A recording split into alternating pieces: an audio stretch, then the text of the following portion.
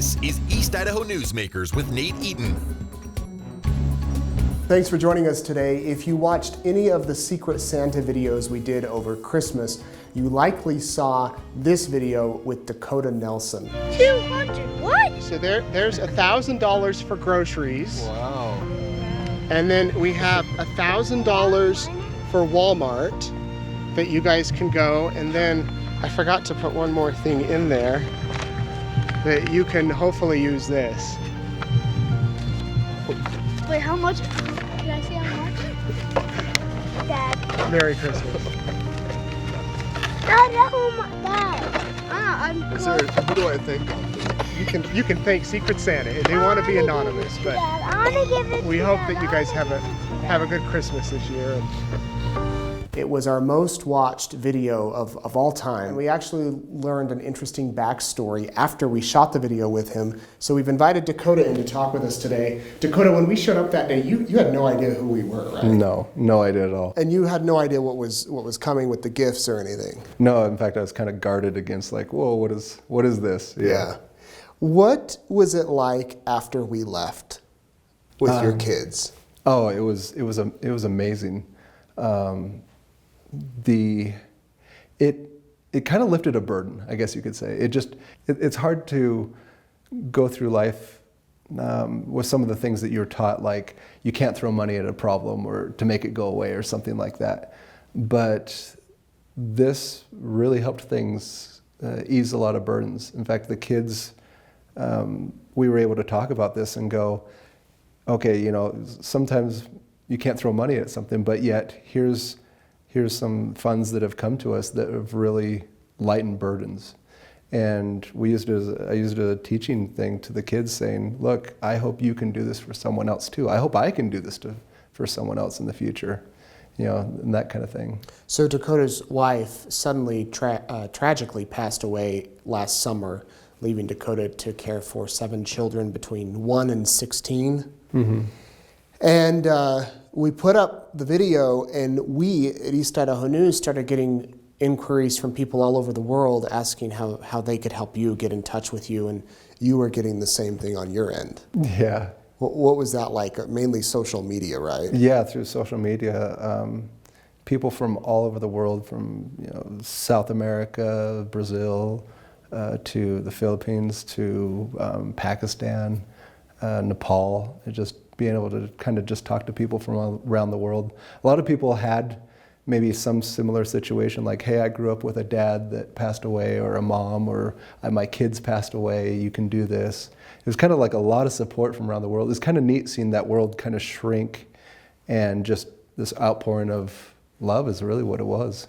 In little old Ashton, Idaho. Yeah. Did anybody send gifts or anything? Any strangers? Yeah. I've had people just send anonymous gifts and things like that.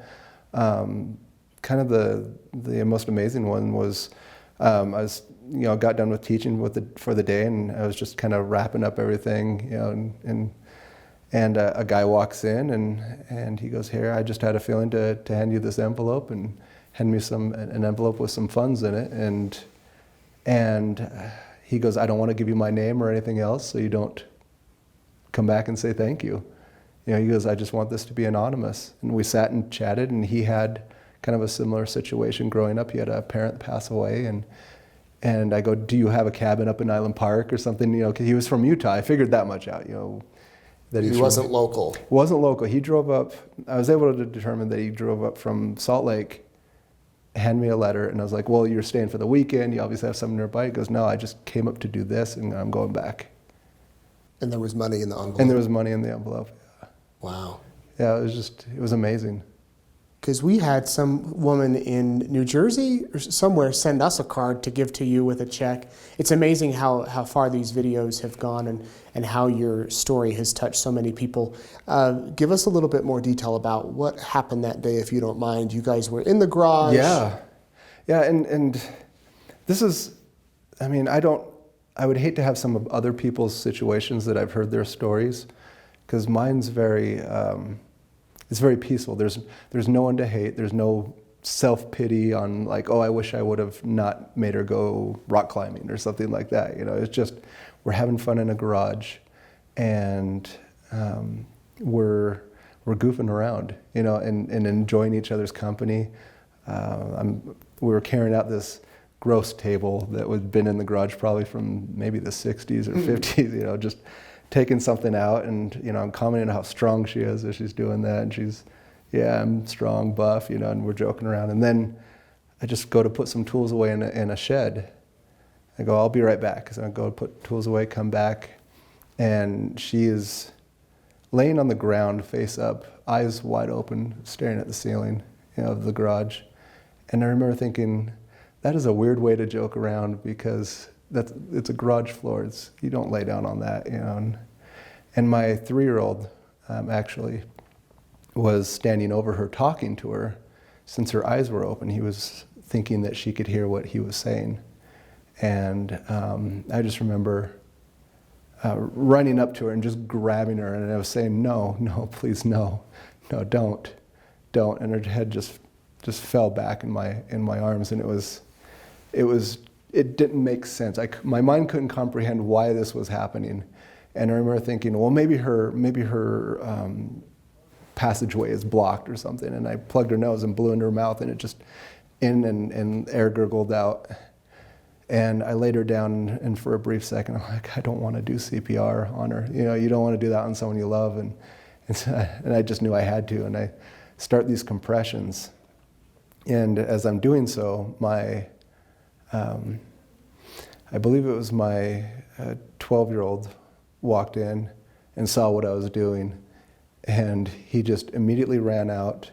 And he told me this later, you know, that he called 911. He put on a movie so the other kids wouldn't come out to see what was happening, and then took a little dirt bike and rode to the end of the driveway. There's kind of like maybe a quarter of a mile, you know, driveway to our house, dirt road, to just be there so when the ambulance comes, he can wave them back down there.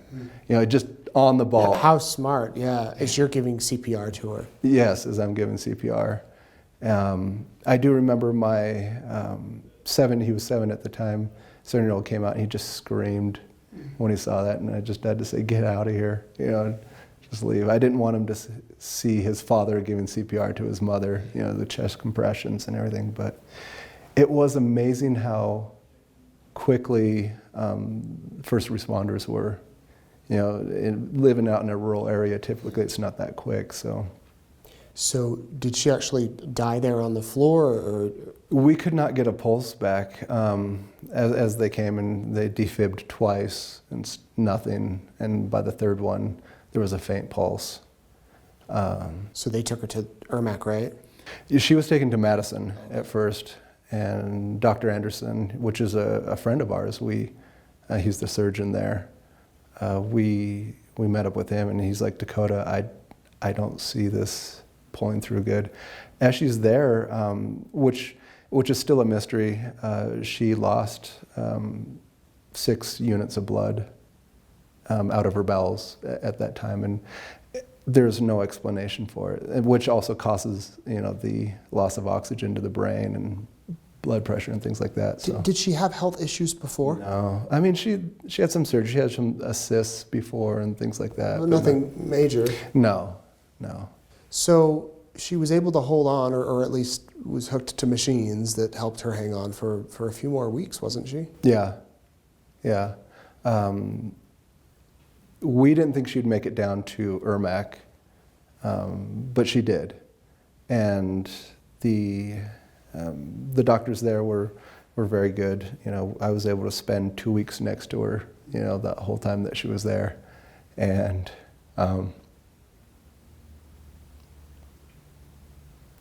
sorry. You know, it was a good experience for me to be by her side, although it was hard.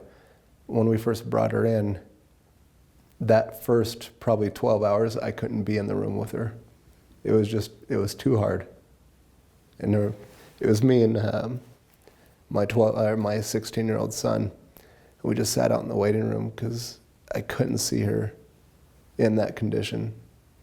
It just hurt me. But it was good. the overall process of how everything happened, looking back, was, I don't want to say perfect, but it was for our family. The fact that she was close by and we could visit, I could bring the kids in eventually to see her. And then after the 2 weeks there, she got moved down to Bountiful, to long-term care there until she became septic and passed away. So, did they think that she might ever recover, or was it kind of the doctors? Yeah, and that's what I loved, is the doctors at Ermac were very honest with me as far as, they said 4 years ago, you just say she's already gone, But they said there's slight possibilities. Let's see, and which we did, and I'm glad they did. And she goes down to Utah. And at what point did you realize, was it one of those situations where you have to say, yeah, let's pull the plug, or did she gradually? That was one of the hardest things to imagine as I'm going through these scenarios in my mind of what's going to happen. Either she's going to pull out, right? Or she's going to pull out and be a whole different person, or she's not going to, ever. I didn't want to be the one to make that choice of setting a date of, this is when we say you've had enough, And I just remember in all honesty, I was hitting my knees going, I don't want to do this. And I received comfort of, don't worry, I'll take care of this.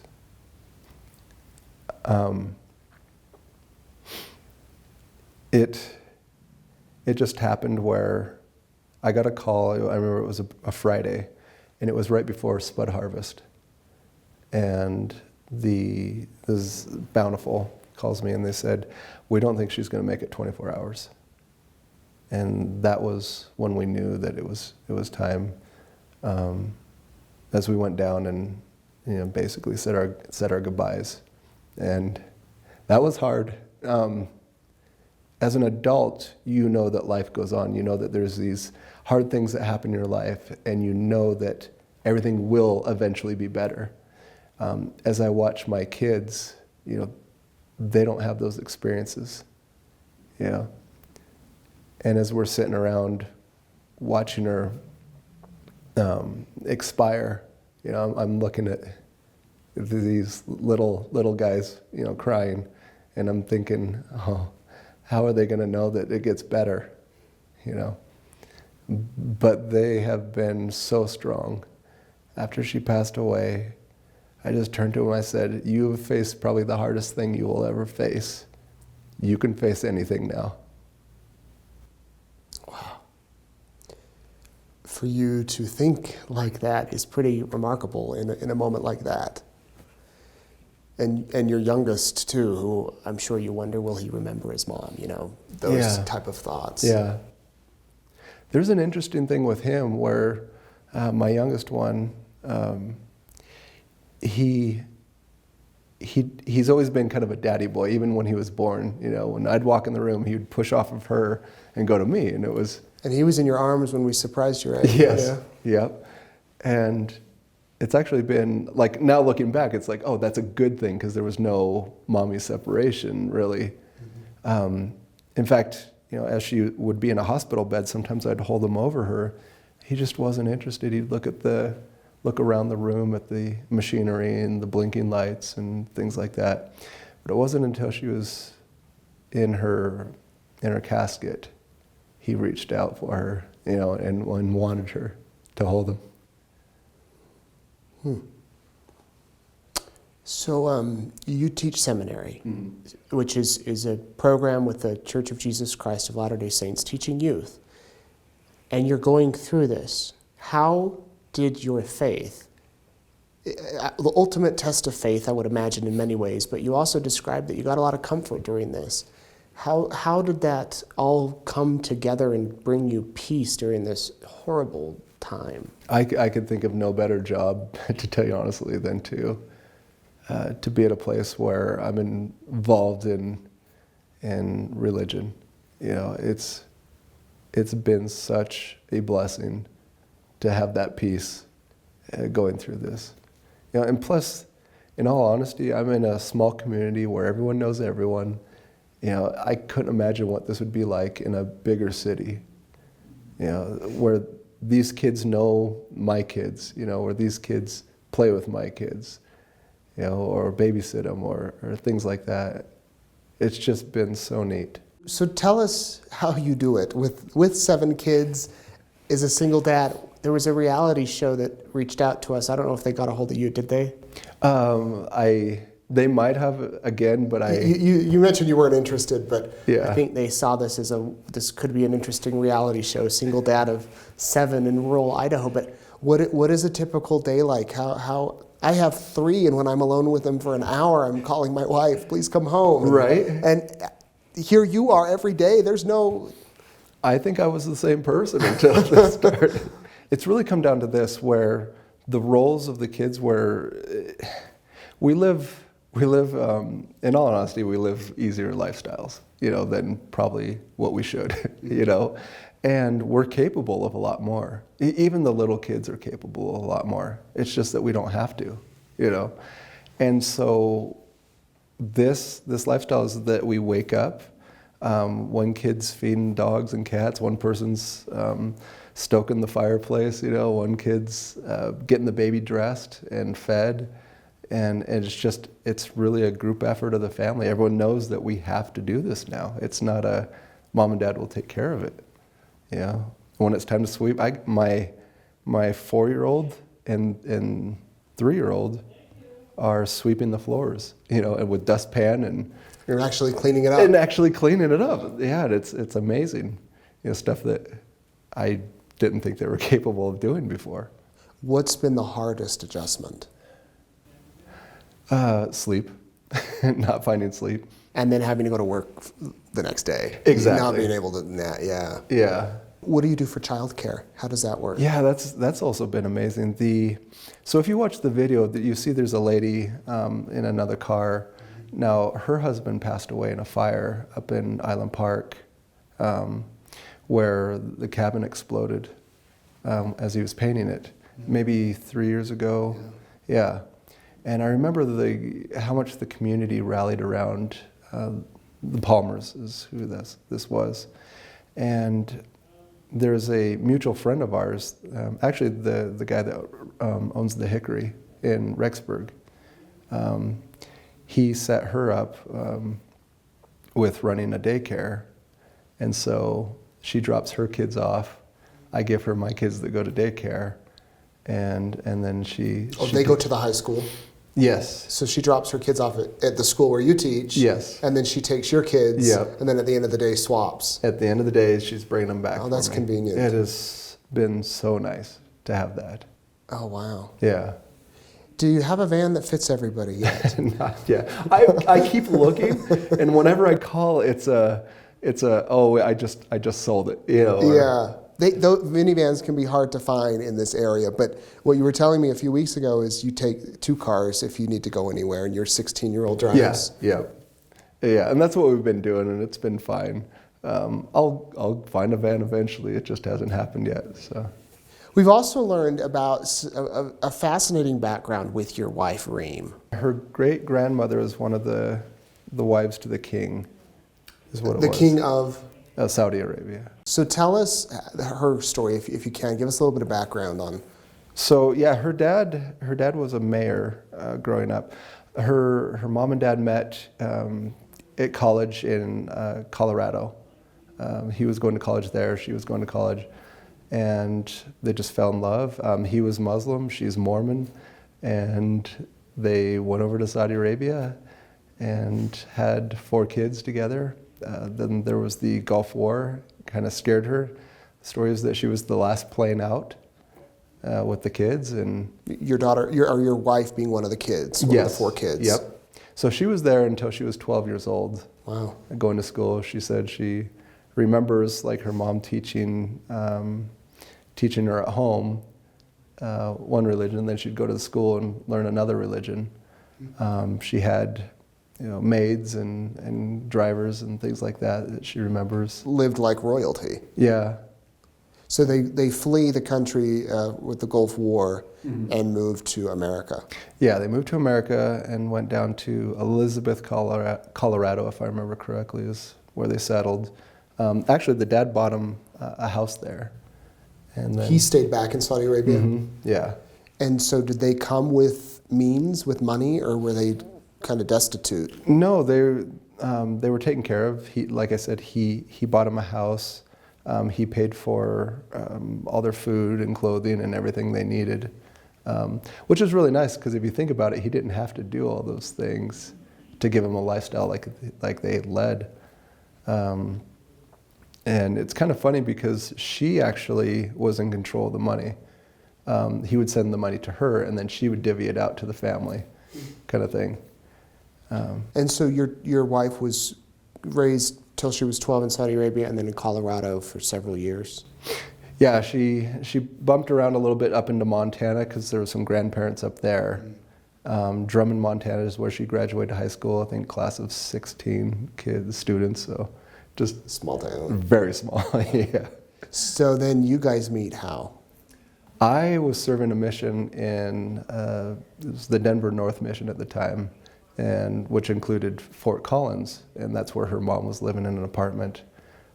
She wanted me to buddy up with one of her sons, which I was. We were hanging out and things like that. And I just remember one time we came for dinner, and she was there, Ream was there, and she was giving her mom a back rub. Her mom was sitting on the floor, she was on the couch, and I was like, yeah, it was just, we knew. Yeah. We just knew, And so I invited her back to Seattle, as I was done with my mission, to date me up there, actually. So she goes to Seattle, you guys date and get married a Yes. short time thereafter? Yeah. Yeah. And then how do you end up in Ashton, Idaho? Right. We moved down to Salt Lake City for a number of years, and then while we were there, I got in with a company that transferred me over to Denver. They wanted me over there. So we moved to Denver, and we were in Denver for a while. It was a hard job. And so I looked at working in Saudi Arabia. So went over there. Basically, they're saying, well, work here for a little bit and then bring the family over. That's hard for someone we're never separated. We go to the store together. It's just how we do things. Mm-hmm. We've always been together. It's kind of like if anyone has, those two horses that you can never separate, that was us. That was you and Ream. Yeah, we were just always together in everything. So the Saudi job doesn't work out. Doesn't work out, come back, I don't know what to do. We're like, well, we both went to school at BYU, Idaho at one point. We liked it up there. Let's just look for a place. So we found a place in Ashton, and we move up there not knowing really what to do, as far as work-wise. But we move up there. We're there maybe 2 or 3 months. Winter is hit. We had to go back down to Colorado to get the house ready to sell. And as we're down there, the house floods. In Ashton? In Ashton, the house we're renting. Oh. It was total, the whole house, and I felt so bad. So you didn't have a place to live? We didn't have a place to live, so this is 2 weeks before Christmas. So we just moved our family in with a neighbor and spend Christmas with them. Wow. So you mentioned you're always together, but your horse partner isn't here. Yeah. Do you still catch yourself thinking she might be around a corner or anything like that? That's the most amazing thing is I honestly feel like she's there all the time. It's an interesting feeling. Let me put it this way. If someone comes and said to me, I feel my spouse near me, I'd say, oh, that's nice. And maybe it's just I'm skeptical a lot from before. But I gotta honestly say now, I believe it now. I understand what they're saying. There's times where I honestly know she's there. And there's times where I just wish she was right there, But it's been a good feeling. Do you talk to her? I do. Sometimes I'm just alone, and you just feel it. All of a sudden, you feel like she's there, and I'll say, Ream, I can't see you, but I love you. And then she's gone. And it's really that fast. How have the kids, how have they adjusted? I mean, you mentioned the chores around the house, but... Yeah, they're doing chores around the house. They, the little kids still think mom's at the hospital, I think, which is something I hadn't thought about until the other day when one of them's like, can we go visit mom? And I don't think he comprehended that she was put into the ground. They pray for her all the time and say, help mommy to be happy and safe and things like that, which is great. Yeah. The older kids, every so often we all go through it where we just tear up and have to be held, and say, I love you just as much as she did. Yeah. How about your students at school? It's amazing when you think you're the one going through the problem or having the hard time, and it's some of the students come up and say, I don't like this, or I had a dream about her and she told me this. It's an interesting concept when you start to realize this isn't just my thing, it's everyone's thing. And that's something I hadn't thought about that before, that this can be broader than just a little person. Yeah. Yeah, well, speaking of that, the thank you notes, you wrote a thank you note to the Secret Santa, Yeah. and then your kids did, and we asked if we could post it because so many people were touched by the note that you sent and what your kids said, which was pretty impressive. And you mentioned that before we were rolling, you were getting 800 Facebook friends requests a day after this, and you've maxed out. You can only have 5,000 friends. Yeah. What has this done for you globally? Sometimes you get, I don't want to say self-pity, but you think, this was hard and I don't like this, and then you start hearing from other people around the world where someone says, they're pulling into you and saying, look, I went through a similar situation, or I grew up in a similar situation. I think those are the ones that I like to hear the most, knowing that my kids are going to be okay. Because I know in here everything's going to be okay, because they've had the hard situations. We know eventually time will take everything out. And with the kids, you want them to understand that. And so to have someone say, I grew up in a family where I had a father or a mother die, and you'll be okay and they'll be okay, that is really neat to hear. Yeah. And then you also have some crazies. Yes. Like one woman that wrote us said she'd move in with you and cook for you as long as she could just have a free house or something. Yeah, there's a couple of those. You just say, oh, thank you for the request. Do you respond to everybody? At the beginning, I tried to respond to everyone. If someone was going to write, I was going to take the time to say thank you. And then it just got to where it's still like 40 people a day at least are saying hi, and I can't keep up with that. What would your message be as we wrap up here? What would your message be to other people watching in really bad circumstances, maybe similar to this, the death of a spouse unexpectedly, or tragedy, or just a hard time, maybe a woman that's left her abusive husband with all these kids? What have you learned from all this, and what would you say to them? Oh, that's so hard. I mean, there's the basics. I want to say, you know what?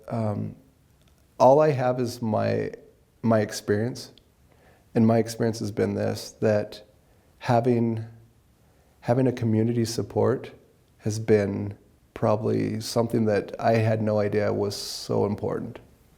I had my personal bishop. The advice that he gave me was, let people help you.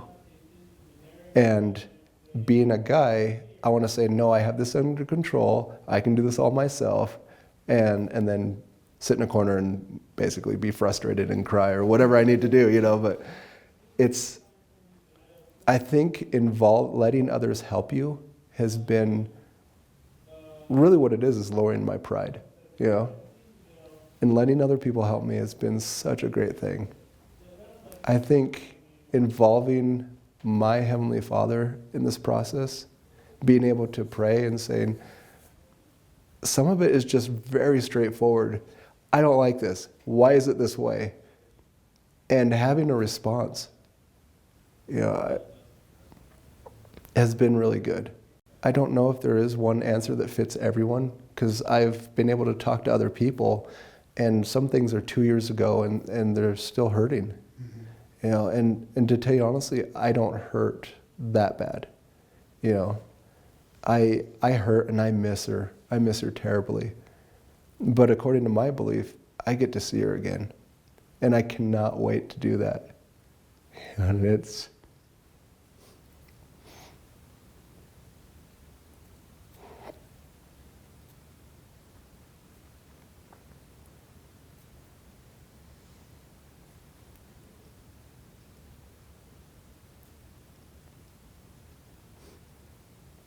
I know it's going to look like. It's just going to be this huge embrace. I think I've learned that on the other side, they're probably missing us just as much as we're missing them. And it's something I hadn't thought about before, that they don't like that situation just as much as we don't. I think that's one thing that I've kind of had through this whole thing. One other story that really helped me immensely was I was putting my baby down to take a nap. I think it was a Saturday. And I lay him down. And my intent was to get back up, but of course I fell asleep with him. Right, yeah. And I had this dream. And I wake up in the dream, and my wife's laying there in front of me, and she had her back towards me, and I just remember her looking back, and she goes, "Aren't you going to hold me?" I was like, "Yes." And I held her, and I explained everything that happened. I told her about the Acoma, and I told her about how she had died, and how all the kids miss her, and I miss her, and the whole process. I explained everything. I just remember in this dream, she sits up, and she looks at me, and she goes, "Dakota, I'm not dead."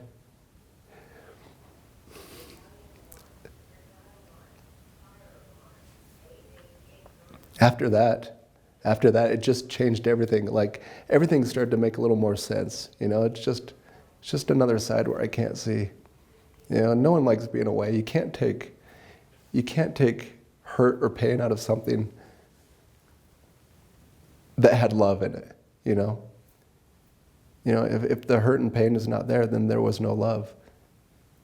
So, I'm so grateful for her, and I'm grateful for the experience. To tell you honestly. I know everyone will be okay. I know I'll be okay, because of the religion, the community, and friends, and things like this, like what the Secret Santa did, what you guys did, honestly has helped us a lot. We had what was it? It was the Juvenile Women's Correctional Facility came and brought some presents to us. But they did it at the seminary building. And while they were there, these girls sang some Christmas songs to the class. The inmates. Yes. And it was amazing to have that happen. And as they left, the gentleman that was over this, turned to us. So everyone's out of the room. It's just my class, me and him. And he goes, "You guys really need to count your blessings. Here's some girls that have had some really hard things happen to them, or have done some hard things now they're in this situation where they're at right now." And I think with the students, like you mentioned, how are the students taking this? I think a lot of this puts things in perspective. Life and death, and situations of life, and where they're at, and really it comes down to we need to help each other. We need to lift each other's burdens. I could be hurting a lot more if I didn't have this community lifting my burden. Well, you are inspiring so many people. Thank you for opening up and sharing your story. As I mentioned, you are an inspiration, and I look forward to seeing what happens over the coming years with you and your kids. And thank you, Dakota Nelson, and thank you for watching.